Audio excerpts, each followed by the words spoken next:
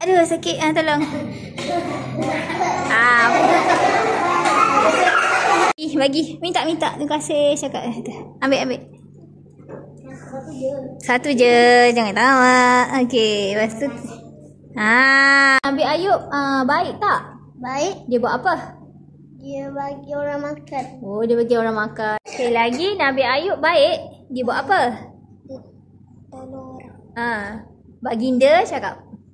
Baginda. Tolong orang. Nabi Ayub buat apa? Solat. Lagi? Baca doa. Lagi Nabi Ayub buat apa?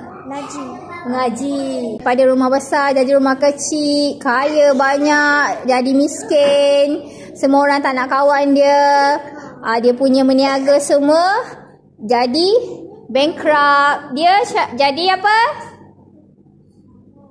Apa tak dengar? Sabar dia cakap apa? Alhamdulillah. Okey, dia cakap apa? Alhamdulillah. Cakap apa? Alhamdulillah. Walaupun apa jadi.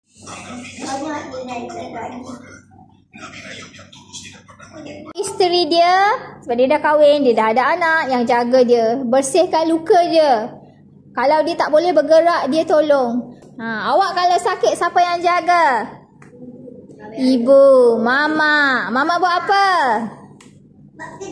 Bukan. Kalau awak sakit, sayang, tolong apa? Tolong bagi makanan. Buat, masak kat dapur. Jemur kain awak tu. Lagi apa mama buat? Kalau awak sakit lah. Flush. Allah. Cebok, berak. Basuh pipi. Basuh pinggan lagi. Dah lah kena kerja.